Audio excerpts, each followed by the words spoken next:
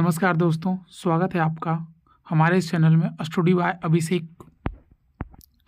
कल हम इतिहास के स्रोत के बारे में पढ़ चुके थे। आज सिंधु घाटी सभ्यता के बारे में पढ़ेंगे। तो सिंधु घाटी सभ्यता सिंधु नदी के किनारे स्थित एक भारत की सबसे पुरानी सभ्यता थी। तो पहले भूमिका। वर्षों पुरानी सिंधु घाटी सभ्यता 20वीं सदी के द्वितीय दशक तक एक गुमनाम सभ्यता थी, अर्थात लोग इस सभ्यता के बारे में अपरिचित थे। विद्वानों की धारणा थी कि सिकंदर के आक्रमण के पहले भारत में कोई सभ्यता थी ही नहीं। 20वीं सदी के तृतीय दशक में दो पुरातत्व शास्त्रियों दयाराम साहनी तथा राखलदास बनर्जी ने हड़प्पा तथा मोहनजोदड़ो के प्राचीन स्थलों से पुरातत्व वस्तुएं प्राप्त कर यह सिद्ध कर दिया कि सिकंदर के आक्रमण के पहले भी एक सभ्यता थी जो अपने समकालीन सभ्यताओं में सबसे विकसित थी। कालांतर में सर जॉन मार्शल, माधव स्वरूप वत्स, के.एन. दीक्षित, अर्नेस्ट मैके, ऑरेल स्टेइन, अमलानंद घोष, जे.पी. जोशी आदि विद्वानों ने उत्खनन करके महत्वपूर्ण सामग्रियां प्राप्त की। उत्खनन से प्राप्त अवशेषों के आधार पर इस पूरी सभ्यता को सिंधु घाटी सभ्यता अथवा इसके मुख्य स्थल हड़प्पा के नाम पर हड़प्पा सभ्यता कहा जाता है। नामकरण। सिंधु घाटी सभ्यता के क्षेत्र का अत्यंत व्यापक था। आरंभ में हड़प्पा और मोहनजोदड़ो की खुदाई से इस सभ्यता के प्रमाण मिले हैं, अतः विद्वानों ने इसे सिंधु घाटी सभ्यता का नाम दिया क्योंकि ये क्षेत्र सिंधु और उसकी सहायक नदियों के क्षेत्र में आते हैं। पर बाद में रोपड़, लोथल, कालीबंगा, बानावाली, रंगपुर आदि क्षेत्रों में भी इस सभ्यता के अवशेष मिले जो सिंधु और उसकी सहायक नदियों के क्षेत्र से बाहर थे। अतः इतिहासकार इस सभ्यता का प्रमुख केंद्र हड़प्पा होने के कारण इस सभ्यता को हड़प्पा की सभ्यता का नाम देना उचित मानते हैं। तो हड़प्पा सभ्यता का जो भौगोलिक विस्तार है, हड़प्पा सभ्यता के सबसे उत्तर में जम्मू कश्मीर में स्थित मांडा नाम का एक जगह है और सबसे दक्षिण में दैमाबाद जो कि महाराष्ट्र में स्थित है, यह इसकी दक्षिणी सीमा है। वहीं पूर्वी सीमा आलमगीरपुर उत्तर प्रदेश में स्थित है और पश्चिमी सीमा बलूचिस्तान सूतका केंडोर नाम का एक जगह पे स्थित है। सिंधु घाटी सभ्यता एक कांस्य युगीन सभ्यता थी जिसका उद्भव ताम्रपाषाण काल में भारत के पश्चिम क्षेत्र में हुआ था और इसका विस्तार भारत के अलावा पाकिस्तान तथा अफगानिस्तान के कुछ क्षेत्रों में भी था। सैंधव सभ्यता का भौगोलिक विस्तार उत्तर में मांडा से लेकर दक्षिण में नर्मदा नदी के मुहाने तक तथा पश्चिम में सूतका गेंडोर से लेकर पूर्व में आलमगीरपुर जो उत्तर प्रदेश के मेरठ जिले में स्थित है वहां तक था। वह उत्तर से दक्षिण में लगभग 1100 किलोमीटर तथा पूर्व से पश्चिम में लगभग 1600 किलोमीटर तक फैली हुई थी। अभी तक उत्खनन तथा अनुसंधान द्वारा तकरीबन 2800 स्थल ज्ञात किए गए हैं। सिंधु घाटी सभ्यता अपने त्रिभुजाकार स्वरूप में थी। इसका क्षेत्रफल लगभग 13 लाख वर्ग किलोमीटर है। सर्वप्रथम चार्ल्स मैसन ने 1826 में सैंधव सभ्यता का पता लगाया जिसका सर्वप्रथम वर्णन उनके द्वारा 1842 में प्रकाशित पुस्तक में मिलता है। उसके बाद वर्ष 1921 में भारतीय पुरातत्व सर्वेक्षण विभाग के तत्कालीन अध्यक्ष सर जॉन मार्शल के नेतृत्व में पुरातत्व दयाराम साहनी ने उत्खनन कर इसके प्रमुख नगर हड़प्पा का पता लगाया। सर्वप्रथम हड़प्पा स्थल की खोज के कारण इसका नाम हड़प्पा सभ्यता रखा गया। सर जॉन मार्शल के दिशा निर्देश में ही राखलदास बनर्जी के द्वारा सिंधु घाटी सभ्यता के स्थल मोहनजोदड़ो की खोज सन 1922 में की गई। कार्बन 14 की जैसी नवीन विश्लेषण पद्धति के द्वारा हड़प्पा सभ्यता का काल निर्धारण 2500 ईसा पूर्व से 1750 ईसा पूर्व तक माना गया। यह सभ्यता 450 से 500 वर्षों तक विद्यमान रही तथा 2200 ईसा पूर्व से 2000 ईसा पूर्व के मध्य तक यह अपनी परिपक्व अवस्था में थी। नवीन शोध के अनुसार यह सभ्यता लगभग 8000 साल पुरानी मानी जाती है। सिंधु घाटी सभ्यता के निर्माताओं के निर्धारण का महत्वपूर्ण स्रोत उत्खनन से प्राप्त मानव कंकाल है।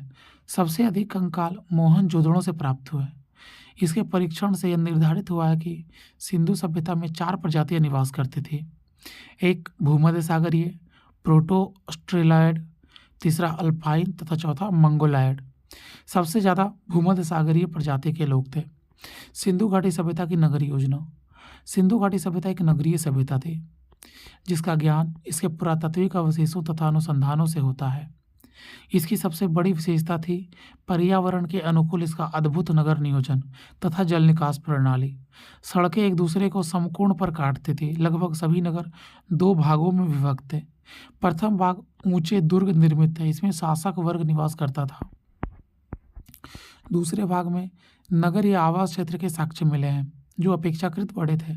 आमतौर पर यहाँ सामान्य नागरिक, व्यापारी, शिल्पकार, कारीगर और श्रमिक रहते थे। सड़कों के किनारे की नालियाँ ऊपर से ढकी होती थी। घरों का गंदा पानी इन्हीं नालियों से होता हुआ नगर की मुख्य नाली में गिरता था। हड़प्पा, मोहनजोदड़ो तथा कालीबंगा की नगर योजना लगभग एक समान थी। कालीबंगा और रंगपुर को छोड़कर सभी भागों में पकी हुई ईंटों का प्रयोग हुआ है। आमतौर पर प्रत्येक घर में एक आंगन तथा एक रसोई घर था। एक स्नानागार होता था। अधिकांश घरों में कुओं के अवशेष भी मिले हैं। बड़े बड़े भवन हड़प्पा एवं मोहनजोदड़ो की विशेषता बतलाते हैं। हड़प्पा काली नगरों के चारों ओर प्राचीर बनाकर किलेबंदी की गई थी जिसका उद्देश्य नगर को चोरों, लुटेरों एवं पशु दस्युओं से बचाना था। मोहनजोदड़ो का विशाल स्नानागार सिंधु सभ्यता का अद्भुत निर्माण है, जबकि अन्नागार सिंधु सभ्यता की सबसे बड़ी इमारत है।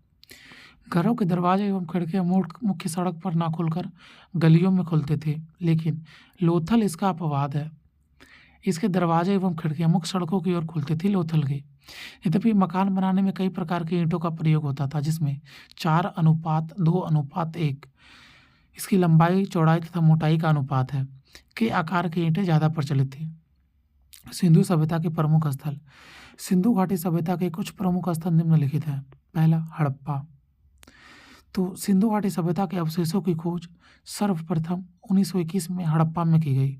हड़प्पा वर्तमान में रावी नदी के बाएं तट पर पाकिस्तान के पंजाब प्रांत के मोंटगोमरी जिले में स्थित है। स्टुअर्ट पिक्कट ने इसे अर्ध औद्योगिक नगर कहा है। यहाँ के निवासियों का एक बड़ा भाग व्यापार, तकनीकी उत्पाद और धर्म के कार्यों में संलग्न था। उन्होंने हड़प्पा और मोहनजोदड़ो को एक विस्तृत साम्राज्य की जुड़वा राजधानी कहा था। नगर की रक्षा के लिए पश्चिम की ओर एक दुर्ग का निर्माण किया गया था। यह दुर्ग उत्तर से दक्षिण की ओर 415 मीटर लंबा तथा पूर्व से पश्चिम की ओर 195 मीटर चौड़ा था। जिस टीले पर यह दुर्ग बना है उसे व्हीलर ने माउंट एबी की संज्ञा दी है। मोहनजोदड़ो, इसका सिंधी भाषा में अर्थ मृतकों का टीला होता है। यह सिंध पाकिस्तान के लड़काना जिले में सिंधु नदी के तट पर स्थित है। सर्वप्रथम इसकी खोज राखलदास बनर्जी ने 1922 में की थी। मोहनजोदड़ो की शासन व्यवस्था राजतंत्रात्मक न होकर जनतंत्रात्मक थी।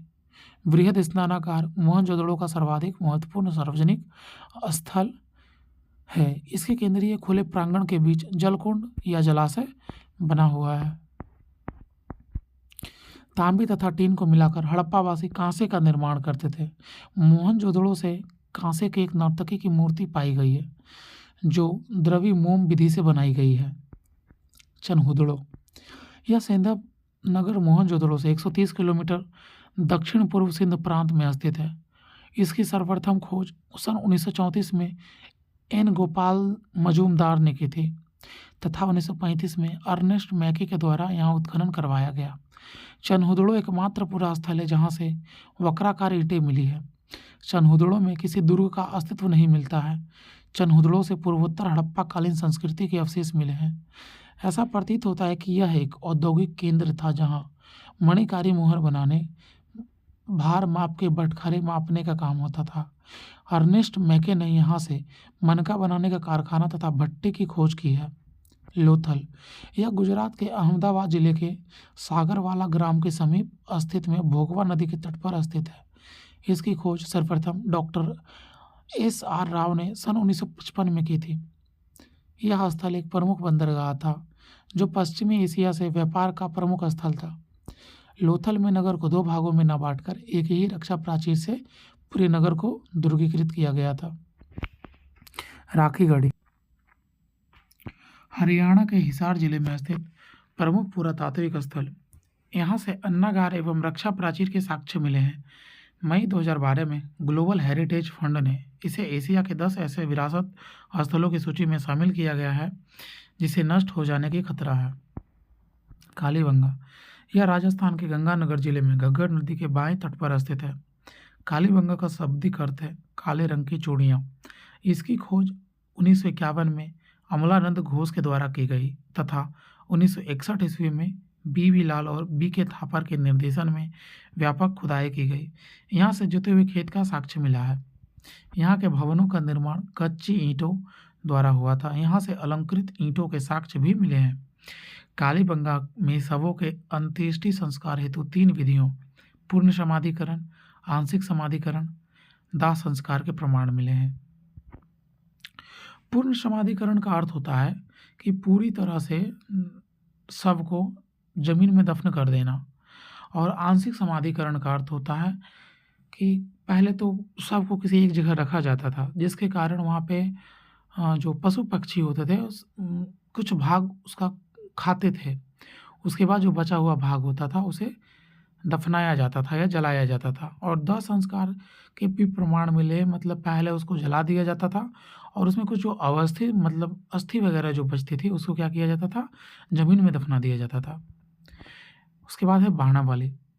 हरियाणा के फतेहाबाद जिले में स्थित इस पुरास्थल की खोज 1973 में ERS बिष्ट ने की थी।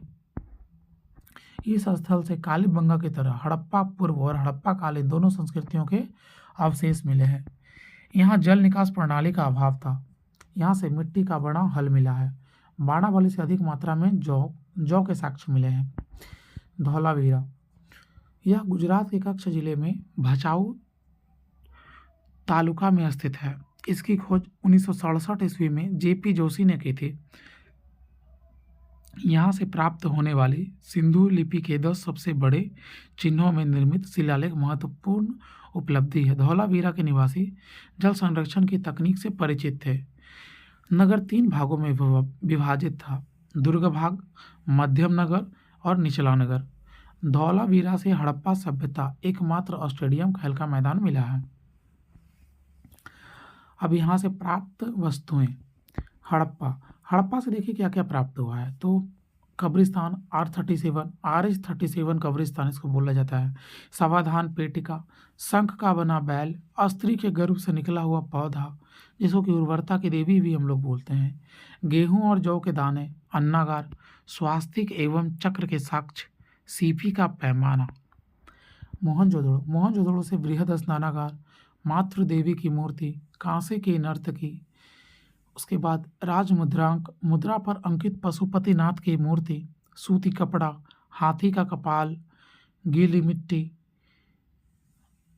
मिट्टी के दिए, गले हुए तांबे के ढेर, सीपी की बनी हुई पटरी, कुंभकारों के 6 भट्टों के अवशेष तथा मिट्टी का तराजू, सबसे बड़ी ईंट का साक्ष्य भी मिला है। चंदहुदड़ों से अलंकृत हाथी, वक्राकार ईंटें, कंघा, लिपस्टिक, चार पहियों वाली गाड़ी, अलंकृत हाथी, मनके। कालीबंगा से आयताकार 7 अग्नि वेदिकाएं, जुते हुए खेत के साक्ष्य, कांच व मिट्टी की चूड़ियाँ, सिलपट्टा, सूती कपड़े की छाप, माणिक्य एवं मिट्टी के मनके, बेलनाकार मोहरें, मिट्टी के खिलौने तथा प्रतीकात्मक समाधियाँ आदि मिलती है। लोथल से हमको मिला है बंदरगाह, धान और बाजरे का साक्ष्य, फारस की मोहर, 3 युगल समाधियाँ, धान की भूसी, मनका उद्योग के साक्ष्य, तांबे का कुत्ता, छोटा दिशा मापक यंत्र इत्यादि।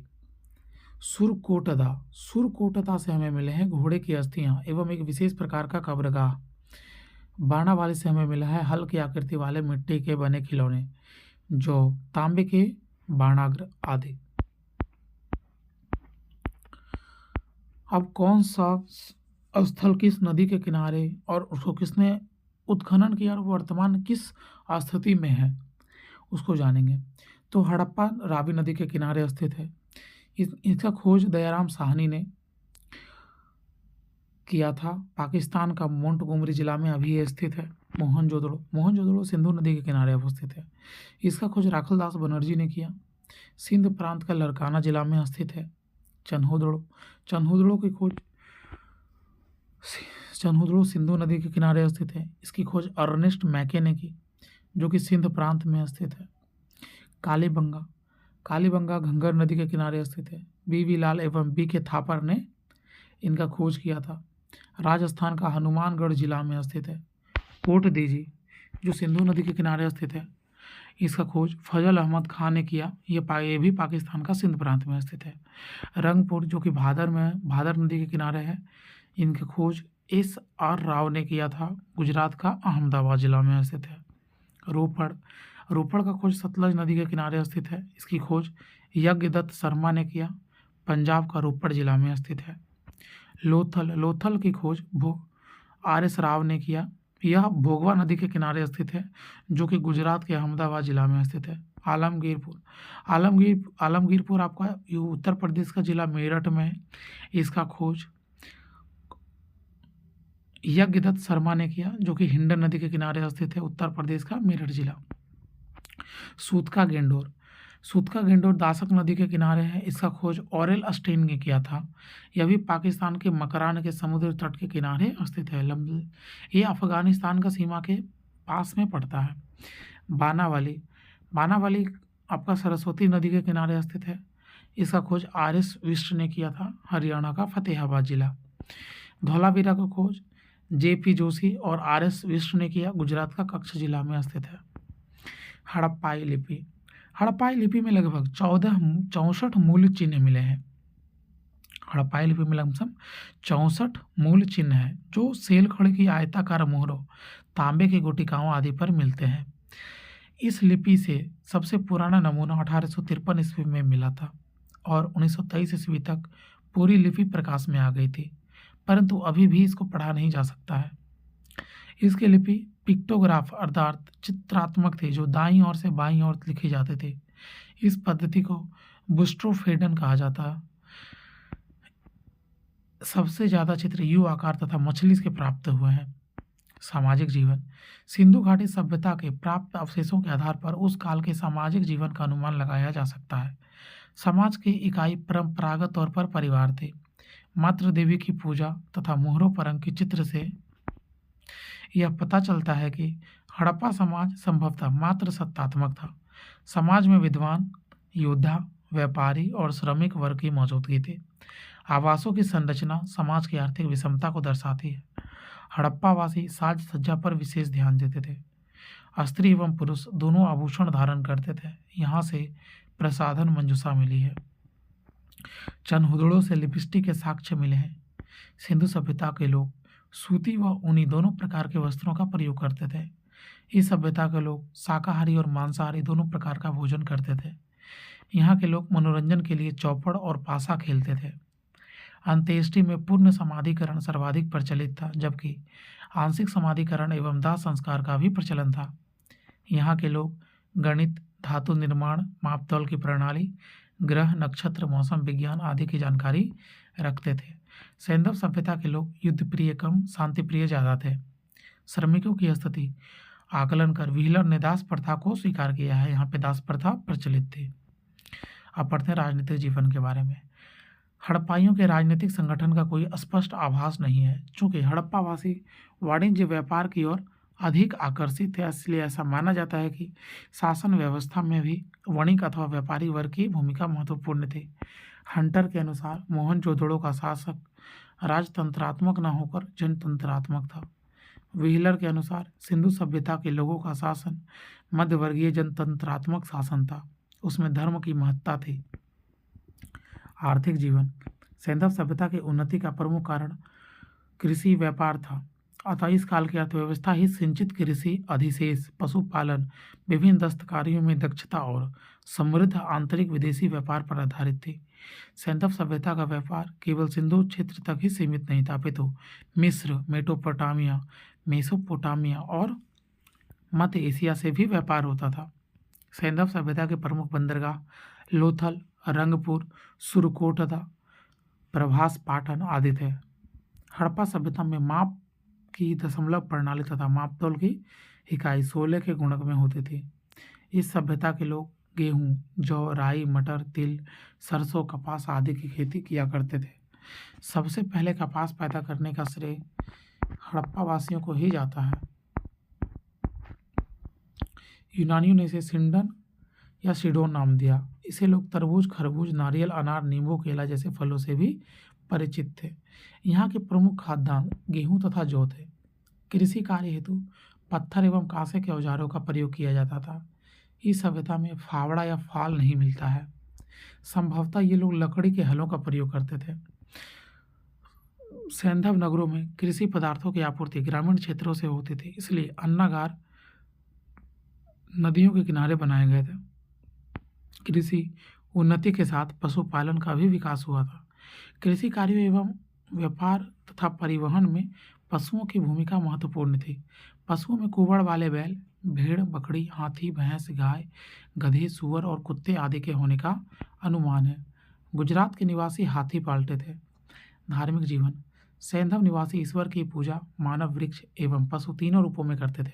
इस सभ्यता के लोग भूत प्रेत, तंत्र मंत्र आदि में विश्वास करते थे। ताबीजों के आधार पर जादू टोने में विश्वास करने तथा कुछ जगहों के मोहरों पर बलि प्रथा के दृश्य भी अंकित है होने के आधार पर बलि प्रथा का भी अनुमान लगाया जाता है। ये लोग मातृ देवी, रुद्र देवता जिसको कि पशुपतिनाथ भी बोलते हैं, लिंग, योनि आदि की पूजा करते थे। इसके अलावा सैंधावासी वृक्ष, पशु, सांप, पक्षी आदि की भी पूजा करते थे। विशाल स्नानागार का प्रयोग संभवतः धार्मिक अनुष्ठान तथा सूर्य पूजा में होता था। कालीबंगा से प्राप्त अग्निकुंड के साक्ष्य के आधार पर यह कहा जा सकता है कि अग्नि तथा स्वास्तिक आदि की पूजा की जाती थी। स्वास्तिक और चक्र सूर्य पूजा के प्रतीक थे। सैंधववासी पुनर्जन्म में विश्वास करते थे, इसलिए इसे मृत्यु के बाद दाह संस्कार के तीनों तरीके प्रचलित थे: पूर्ण समाधान, आंशिक समाधान और कलश समाधान, जिसके बारे में हम पहले बता चुके हैं। इसके धार्मिक दृष्टिकोण का आधार इहलौकिक तथा व्यवहारिक अधिक थी। मूर्ति पूजा का आरंभ संभवतः सैंधव सभ्यता से ही होता है।